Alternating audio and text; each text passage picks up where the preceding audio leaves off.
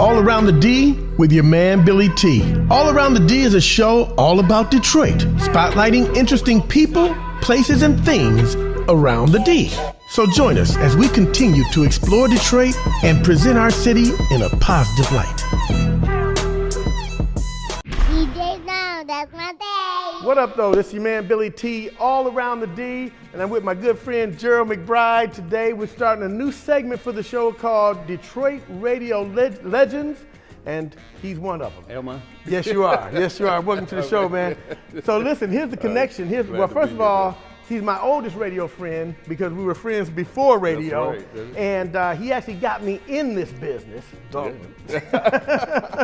But our connection here at WGPR, we both did radio at WGPR. That's right. And we both had a chance to do television at TV 62. That's why we're broadcasting from the WGPR TV 62 Museum. So we're going to sit down and find out what Gerald, and you're doing a movie. I am. He does it all. Gerald McBride, a Detroit radio legend, next on All Around the D with your man BillyT.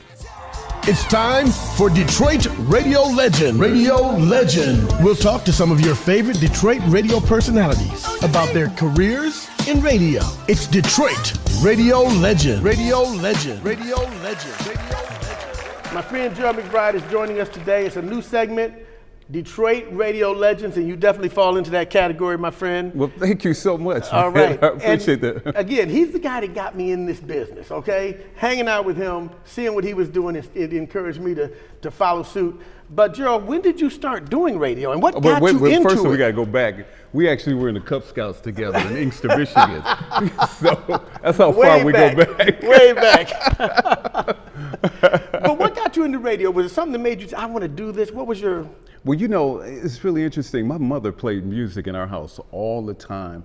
And of course, growing up in And your Inkster, brother, Reggie, played in the band. Played bass guitar. Yeah. And so there was always music in our house. And my mother really wanted me to be a musician. So she, as a matter of fact, I was just telling somebody the first instrument she bought me was an accordion. Oh. And she had an accordion player come over.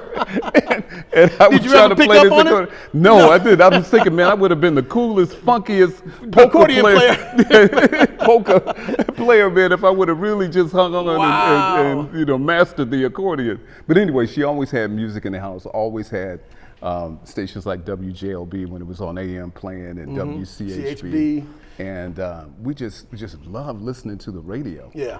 And I just thought, wow, this is an easy way to play music instead of learning an instrument. It's like, hey, I can just play some records, man. Now, those who know you know that you went to Mumford High School. Yes. And I was talking to Reverend Marvin Winans one day, and he told me a story that you were on the radio. I guess you guys had a radio station in the school. We did. And he said that you would get him and his brothers to come in to sing on the radio. That's absolutely Is that correct. Right? We sure did. We actually had a radio station right inside of Mumford, and then I was probably one of the first guys to introduce them on stage as the MC for our talent shows, introducing the Winans, and because people really didn't know the magnitude of this family group. And man, they turned the talent show out. I know they did. Yeah. I know they did. But I also had the opportunity to be the soul team reporter for Mumford High School, and which was a program that WJLB started where they would have the different schools and a representative come and read reports on what was happening at their school. So I was a representative for Mumford in 1974. So that gave you that bug. Yeah, but let me tell you, speaking of the bug, it was the love bug, Donnie Simpson, who started the program Soul Team Reporters. Wow. So we actually had a chance to go to WJLB. We would record our reports.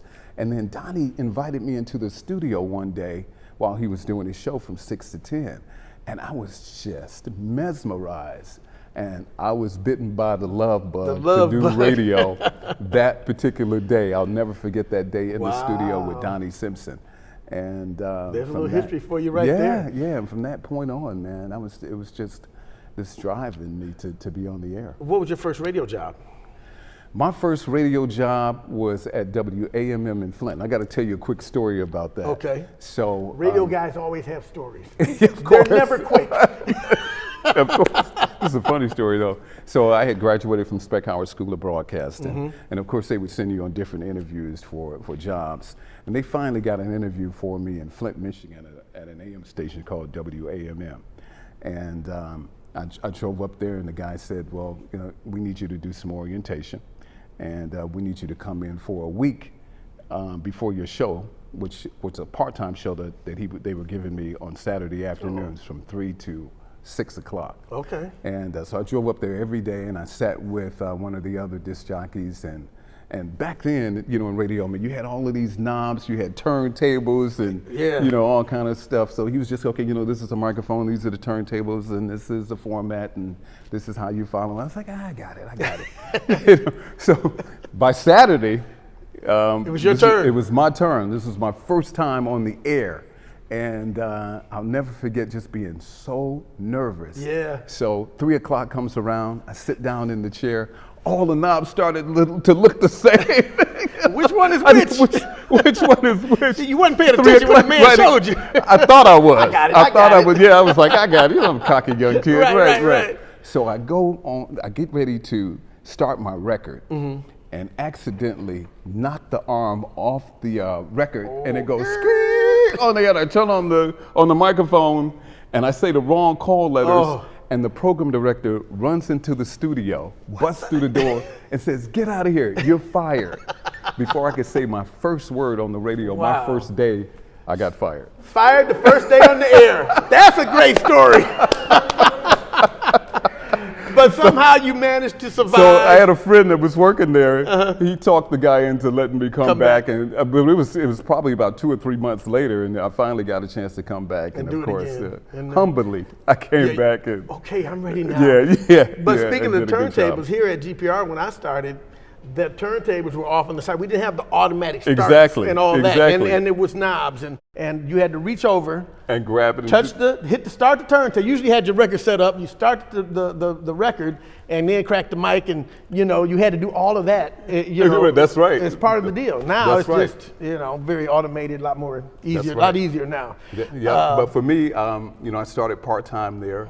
I ended up getting a job doing middays at WAMM in Flint.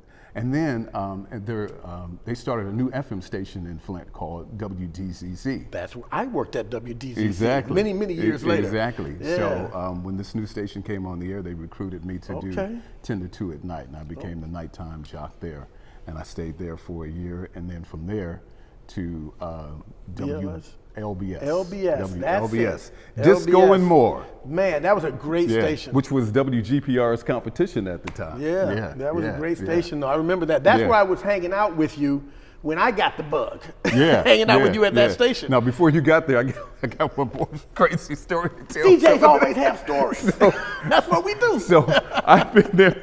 This is just how rocky my radio career was in the beginning. So the second week while I was there, I had moved all my furniture and everything into a new apartment. I had worked all day, moving. And at that time I was working actually 12 to 6 on WLBS. Okay. And but I had moved all day and I was just extremely tired. Didn't get a chance to go to sleep. And just working overnights was just something. So you know where I'm going with this. You know where I'm going with this. So just staying up all night, was just something new to me. So 4 o'clock in the morning, I'm like, I'm a little sleepy here, but you know what? I got an 8-minute record. I can take a nap. I can sleep for 5 minutes. So I put this 8-minute record on and I put my head down. When I woke up, the record was going. And you had no idea how long it was. Exactly. So when you hear that on the radio, you know somebody just fell asleep. Or went to the bathroom too long, one or the other. I woke up, the request line was lit up. The hotline was ringing. The police were at the door. Oh my God! Are you okay? Yeah. The police wanted to know if I was okay. And of course, on the hotline was the general manager. What happened? You fell asleep. Okay. You're fired. You're fired. Exactly. So I got fired again. First 2 day weeks. on the job. 2 weeks. My first job in a major market. I get fired boy. for falling asleep. Fortunately, they let you come back. They let me come back. Gave you earlier shift. So you're talking about having 9 lives in radio. You've got them. Yeah, I had them. Right, well, we hear you every Saturday night Yes. on the Old School House Party on Mix 92.3, which everybody loves. That's one of the best shows on the radio. Thank you so Long lasting. much. How long have you been doing that show?